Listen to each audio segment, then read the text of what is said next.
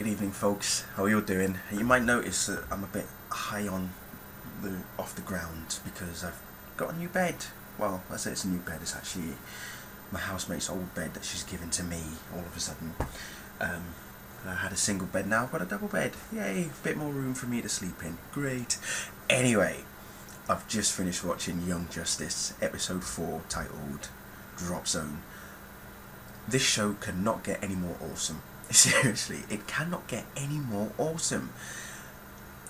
Yesterday's episode, because it aired yesterday, it had everything: action, strategy, battle plan, Bane, Cobra, Batman, Red Tornado.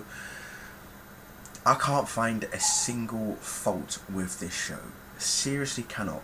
And I was just speaking to a couple of guys on Twitter now, both Human Scorch and Durfal85, and they're saying how in just the first 4 episodes, this show has continuously flowed the story from the first episode to the 4th episode.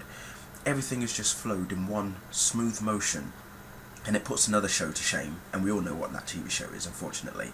But Young Justice is just, it's what a superhero TV show should be. Yes, it's animated, but it's what a superhero TV show should be, as far as I'm concerned. It's got all the elements that we require of a superhero TV show. It's about superheroes. It's superheroes incorporated, as far as I'm concerned. Robin, he is such an awesome character. I mean, he has a way with words with some of the enemies, especially with Cobra in this episode. Kid Flash, he's still pining after Miss Martian. The relationship between Miss Martian and Superboy is fantastic. Aqualad as well, he's just a figure of his own. The team, all of them as a team. Obviously, last week's episode where they were up against Mr. Twister, obviously they had the team bonding issue, whereas now they actually worked as a single unit. Robin unfortunately was taking the lead for himself, but expected everybody else to follow his lead, but they had no idea what his plan was. So it was left to, in the end they all agreed that Aqualad should be the leader, and he did pretty well. Superboy just didn't feel, he still is not feeling 100% with trusting himself as a leader, as such. Hopefully in the future we'll eventually see him emerge as the leader of Young Justice, but for now Aqualad is actually calling the shots, and he's doing really well. As I say, the strategy, the battle plan going up against Cobra in this episode was fantastic. Again, just everything was brilliant. Really is a fantastic show. I don't know what else to say about it, really. There was just so much in this episode. It was definitely better than last week's, I'll say that. Even though last week's episode was really good, this one was better. It was better by a huge mile. I mean, as I say, it really is fantastic. I mean, there was one moment, as I say, between Miss Martian and Superboy where, she kind of felt a bit down about what happened with Mr. Twister, but Superboy turned around and said, well, you did quite good, and then bless her, she started blushing. I thought that was cute. But that just shows that, they are starting to bond together, they're starting to trust each other, they're starting to learn off of each other, rub off on each other and kind of thing, and it really works, and I really did enjoy this episode. I'm sure we're going to see more of Cobra.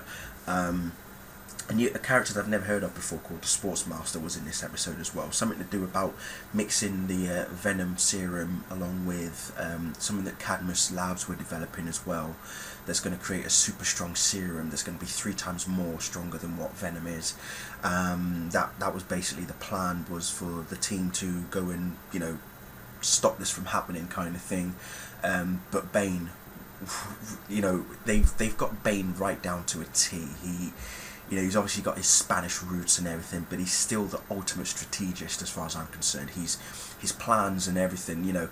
In some incarnations, Bane is always seen as just a guy with brawn. He's just got muscles. He doesn't think for himself. But if you've read like Nightfall, for example, the 3 parts of where Batman is broken by Bane, you'll know how Bane ends up breaking Batman, and I love that character of Bane, the intelligent, the intellect that he produces, how he makes Batman wear himself out for 3 solid months putting all the criminals back into Arkham, and then for him to just break his back in that manner, it just shows the level of intellect that Bane actually has. You know, I mean, unfortunately, he was depicted as a brainless, muscle-bound character in Batman and Robin, but in the comics he is something different altogether, and I'm really glad that in Young Justice they really showed that side of him as well. So it was great to see that, because that's how I like to see Bane, and I can't wait to see Tom Hardy play Bane in The Dark Knight Rises as well, because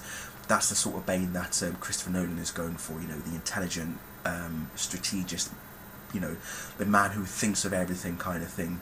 So yeah, that'd be awesome. But Young Justice, awesome, absolutely awesome. So let me know what you guys thought of it as well, and yes, we'll be back again next week, I'm sure. See you later.